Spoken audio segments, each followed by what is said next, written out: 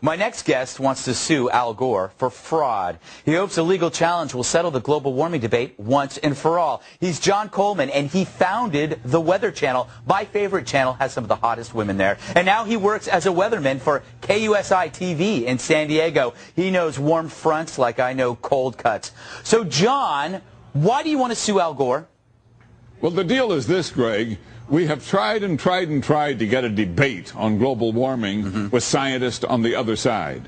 Al Gore or any of the scientists behind him over at the UN IPCC, we'd love to have a debate with him, but they say, oh no, the debate is over. Yeah. Well, now there are 30,000 of us. We have 30,000 scientists, 9,000 PhDs, who have signed up to debunk global warming.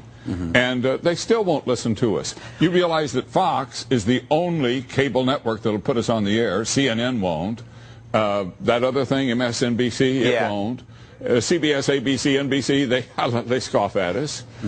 We can't get on the air. If it weren't for the internet, you wouldn't even know I existed. Yeah, no, that's true. Now, the whole deal is that somehow we have to be heard. So we figure maybe a court of law. Now, let me ask you, do you think, why hasn't Al responded to you? Is he scared, or is he just pretending you don't exist?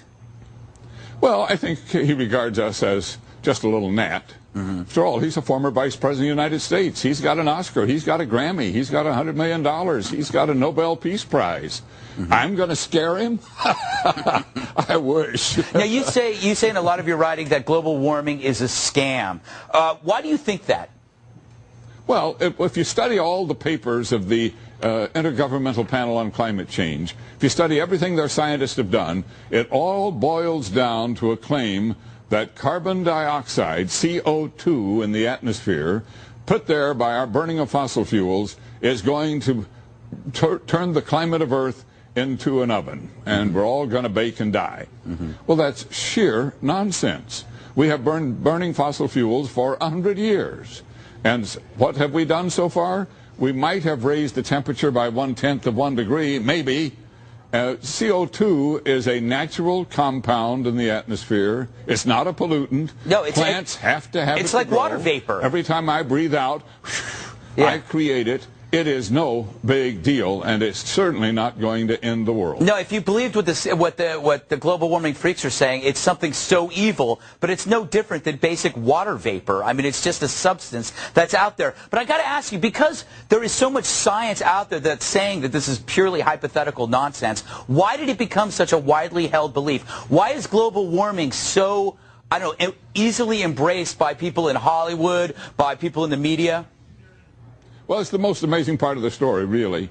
How did it become such this huge accepted scam? I mean, it started off with some environmentalists and some one-world politicians at the UN who had World Earth Day in 1970. And out of that, they finally managed to create this IPCC, Intergovernmental Panel on Climate Change at the UN. They claimed, of course, that that was had something to do with science. All it was an environmental advocacy group. Then Al Gore learned a little bit about CO2 in college. One course, learned a little, and all of a sudden he became an expert. So he becomes vice president. The UN starts foisting this thing on us, and the media, which loves a crisis, loves to tell us that the world is coming to an end, the media jumped aboard, and once the media was aboard, so you got the UN, you got Al Gore, you got the media, what are the politicians going to do? They follow. What's interesting is almost with every issue, you're allowed some kind of debate or dissent. And this is worse, actually, worse than any kind of religion where you're not allowed to dissent. You can't say anything without being called an idiot or crazy. But it's become a religion. That's exactly what it's become, an environmentalist religion. And of course, green and environmentalism is a wonderful thing.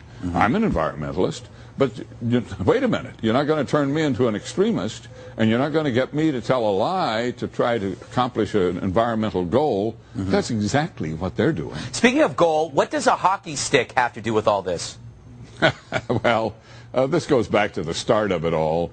A professor at American University named Michael Mann created a graph of temperatures through millennium flatlining and then shooting up at the end, the shape of a hockey stick. And the UN panel said, ooh, woo, love that. Yeah. And they kind of made it their Bible, and it became the cornerstone of their whole campaign. Now it has been proved, without a shadow of a doubt, to be built on absolutely bad science. You can put any data into that formula, and it'll come out a hockey stick no matter what. Well, you know, John, the whole thing was manipulated. John, I'm actually looking forward to the return of the Ice Age, because I know that's going to be the next catastrophe, probably in the next decade. We got to run. Thank you, John Coleman, founder of the Weather Channel, my favorite channel, aside from Fox News Channel. Coming